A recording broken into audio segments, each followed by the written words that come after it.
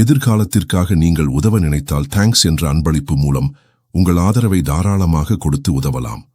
உங்களுக்கு இந்த காணொளி முறையான தகவலை தந்து அறிவை கொடுத்து அறிவாயுதம் ஏந்த உதவி இருந்தால் ஆம் என்று தெரிவிக்கும் வகையில் லைக் என்ற விருப்பத்தை தெரிவித்து ஆதரவளியுங்கள். மேலும் இந்த அறிவாயுதத்தை நீங்கள் பிறருக்கு தருவதற்கு எண்ணினால் மறக்காமல் இந்த காணொளியை உங்கள் நண்பர்கள், உறவினர்கள், தெரிந்தவர்கள், தெரியாதவர்கள் என அனைவருக்கும் ஷேர் செய்து அறிவாயுதத்தை கொடுங்கள்.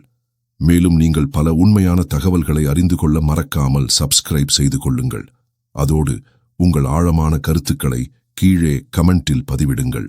எம்மோடு போராளியாக இணைந்து கொள்ள ஜாயின் என்பதன் மூலம் மெம்பராக இணைந்து எம்மோடு போராளியாக பயணப்படுங்கள். மனிதர்களுக்கு வணக்கம். யாம் இணையதள போராளிகள். தற்போது மீண்டும் கொரோனா பெருந்தொற்று பரவத் தொடங்கியுள்ளதை அடுத்து நீங்கள் அனைவரும் இதுதான் அந்த அடுத்த பேண்டமிக்கா என்று எம்மிடம் தொடர்ந்து கேட்டு வந்தீர்கள். நிச்சயமாக இதுவல்ல என்பதே எமது பதில். இதைவிட இன்னும் வீரியமாக ஒரு பெருந்தொற்றுதான் மீண்டும் மனிதர்களை தாக்க இருக்கிறது. அது எப்போது, எப்படி, எந்த வருடம் நிகழும், அதை தொடர்ந்து என்னவெல்லாம் நடக்கும் என்பதை பற்றி தெளிவாக விளக்கும் காணொளிதான் இது. இதற்கு முந்தைய காணொளி காணாதவர்கள் கீழே டிஸ்கிரிப்ஷனில் கொடுக்கப்பட்டிருக்கும் லிங்கை கிளிக் செய்து பார்த்துவிட்டு எம்மோடு தொடர்ந்து பயணப்படுங்கள். சரியாக 2022ஆம் ஆண்டு அக்டோபரில் பெல்ஜியமின் பிரசல்ஸ் நகரத்தில் Johns Hopkins centre for health security நடத்திய ஒரு சிமுலேஷன் நிகழ்வின் பெயர் கேட்டாஸ்ட்ராஃபிக் கான்டேஜியன், அ குளோபல் சேலஞ்ச் எக்ஸர்சைஸ். இதில் பல உலக நாடுகளின் முன்னணி சுகாதார அதிகாரிகள், அமைச்சர்கள், மருத்துவ வல்லுநர்கள் பங்கேற்றனர். இதன்படி 2025இல் ஒரு புதிய பெருந்தொற்று உலக நாட்டு மக்களை தாக்கும்போது எப்படி எதிர்கொள்ள வேண்டும் என்று அந்த சிமுலேஷன் நிகழ்ச்சி அரங்கேறியது. அந்த நிகழ்ச்சியின் காட்சியில் உலகில் ஒரு வைரஸ் பரவுகிறது.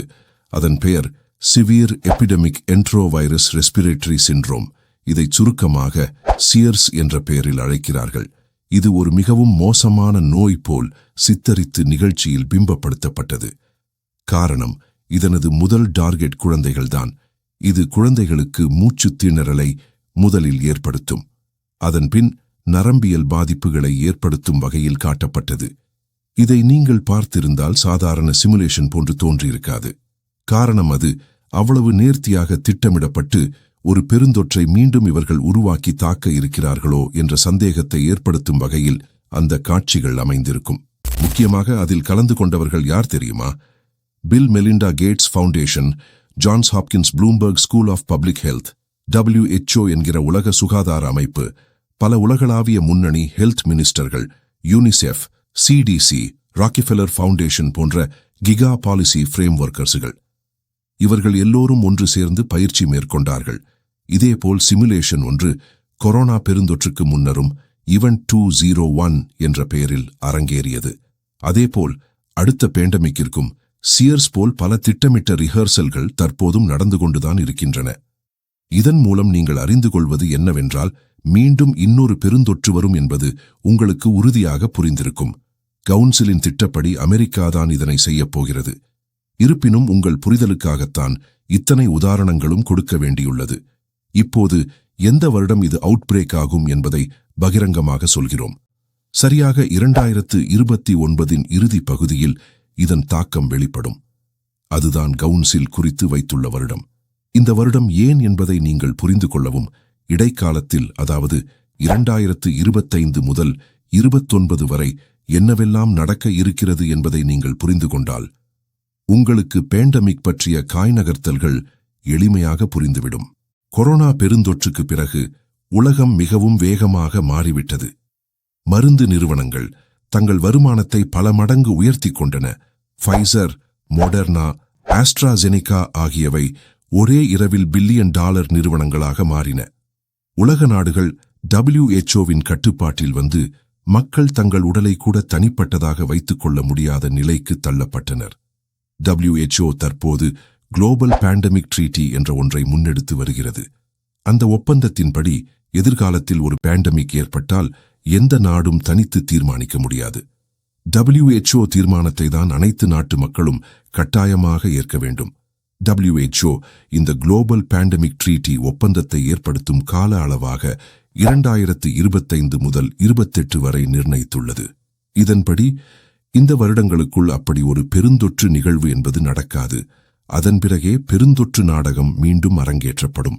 இப்போது புரிந்திருக்கும், யாம் எடுத்த 2029 பிற்பகுதி எப்படி இந்த கால அளவோடு ஒத்துப்போகிறது என்பதை நீங்களே புரிந்து கொள்ளலாம். அதோடு WHO கொண்டு வரும் குளோபல் பேண்டமிக் ட்ரீட்டி என்ற ஒப்பந்தத்தில் நாடுகள் அனைத்தும் கையொப்பமிட்டால் பேண்டமிக்கின் போது ஒப்புக்கொண்டு கையொப்பமிட்ட நாடுகளின் அனுமதியின்றி WHO அந்த நாட்டில் லாக்டவுன், கர்ஃப்யூ, வேக்சினேஷன் ஆர்டர் போட முடியும். அதாவது எந்த நாடாக இருந்தாலும் அந்த காலகட்டத்தில் WHO அந்த நாடுகளை கட்டுப்படுத்தும். இப்படி ஒரு பேண்டமிக்கை உருவாக்க காரணம் என்ன? உங்களிடம் சென்ற காணொளியில் அமெரிக்க நாட்டின் காரணங்களை தெளிவாக விளக்கியிருப்போம். இப்போது கவுன்சிலின் திட்டம் என்ன என்பதை விளக்குகிறோம். வர இருக்கும் பேண்டமிக் என்பது மக்களை பயமுறுத்தவே. உண்மையான நோய் தொற்று என்பது இது கிடையாது. இதன் மூலம் மக்களை பயப்படுத்தும் நெறிமுறைகளை அரசுகள் கையாளும். அதேபடி இது பொய்யான பேண்டமிக் என்று சொல்கிறீர்கள் போராளி அவர்களே என்று நீங்கள் சிந்திப்பது புரிகிறது. இதை பற்றி நீங்கள் அறிந்து கொள்ள தற்போது யாம் எடுத்துரைக்க இருக்கும் தகவல் பற்றி கேளுங்கள். சீர்ஸ் என்ற சிமுலேஷன் பின்னணியில் வேலை பார்த்தது ஒரு உலகளாவிய அமைப்பு. அதன் பெயர் CP எனும் coalition for epidemic preparedness innovations. இது ஒரு பாரிய நிதி அமைப்பு.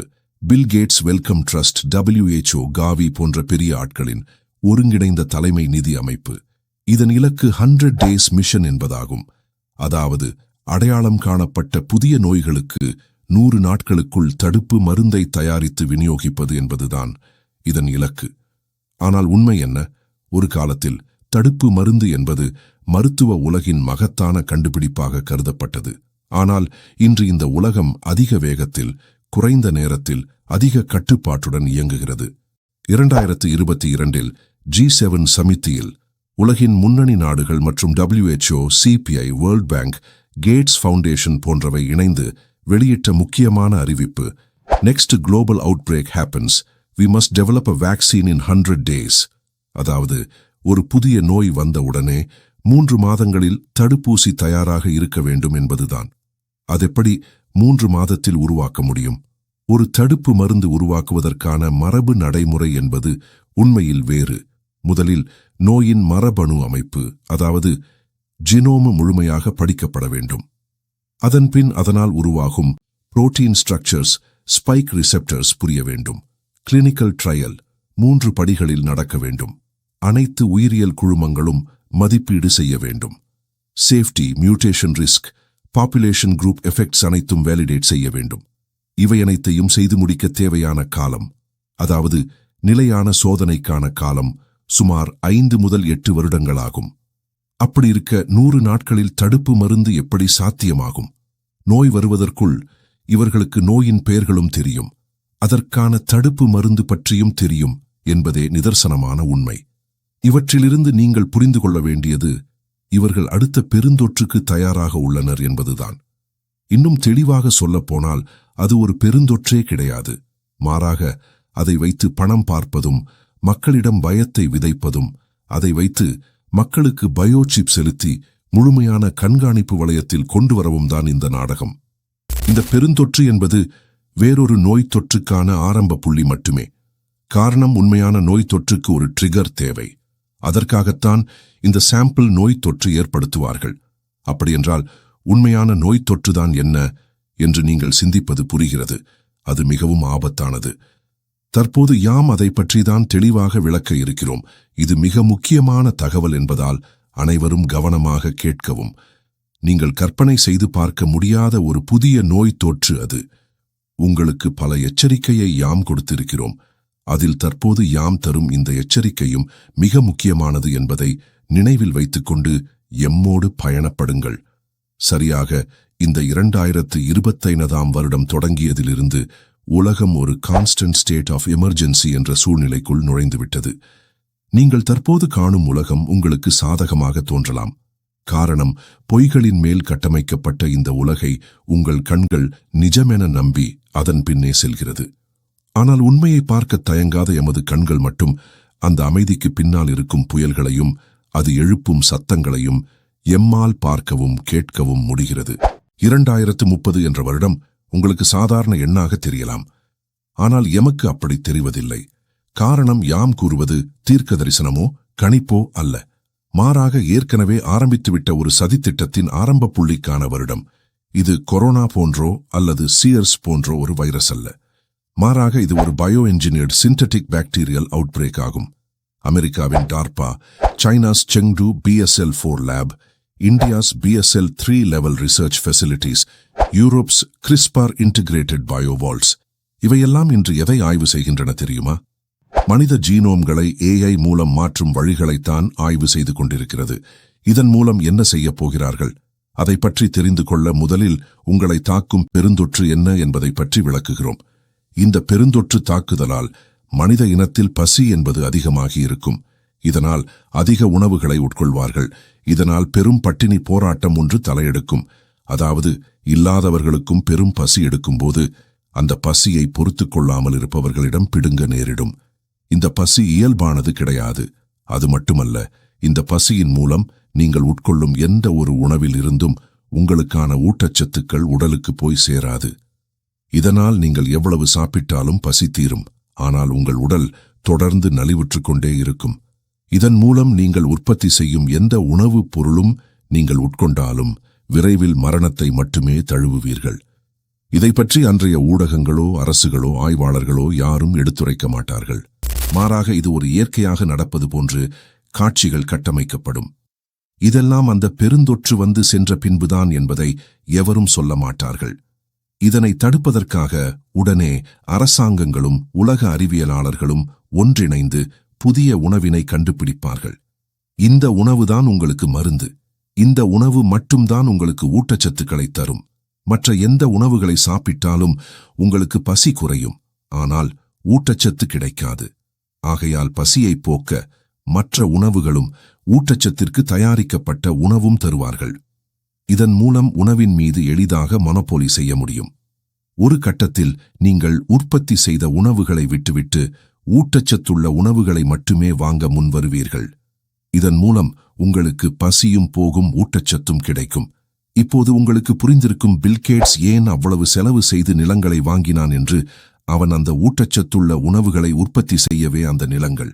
இந்த பசியின் கோரதாண்டவத்தை எல்லாரும் உணர வேண்டும் என்றால் அதற்கான இலக்காக இருப்பது இன்றைய காலகட்டத்தில் ஒருவேளை உணவிற்காக போராடும் ஏழை மக்கள்தான். முதலில் அவர்கள்தான் இலக்கு. பசிக்காக போராடும் மக்கள் மீது குறியீடு செய்யப்பட்ட இந்த மருந்துகளை பயோ-கோடட் பேத்தோஜன்ஸ் மூலம் தாக்குதல் நடத்தப் போகிறார்கள். அதாவது சரியாக 2026ஆம் வருடத்தில் இருந்து இந்த திட்டங்கள் அரங்கேறத் தொடங்கும். இது ஒரு பாக்டீரியல் ஹைபிரிட் மைக்கோபிளாஸ்மா வேரியன்ட் ஆகும். இது மனித உடலை வெளியிலிருந்து தாக்குவதில்லை. மாறாக உடலினுள் இருந்து உங்கள் உடலுக்கு பசியை உண்டு பண்ணும். இது சரியாக உணவு உண்ணும் நுரையீரலின் ஹங்கர் ரெசெப்டர் பாத்வேயை தாக்கும். இது உங்களை பசிக்க வைக்கும். ஆனால் நீங்கள் சாப்பிட்ட உணவு ஊட்டச்சத்து இல்லாததென உள்வாங்கப்படும். இதன் மூலம் உங்கள் உடலுக்கு ஊட்டச்சத்து குறைபாடு ஏற்படும். இந்த மாதிரியான மெட்டாபாலிக் சப்ரஷன் பாக்டீரியல் வெப்பன்ஸ் இன்று டார்பாவின் N3 பயோ இனிஷியேட்டிவில் ஏற்படுத்தப்பட்டுள்ளது. 2026இல் nutritional crisis based pathogenic protocol என்ற பெயரில் ஒரு திட்டத்தை செயல்படுத்தப் போகிறார்கள்.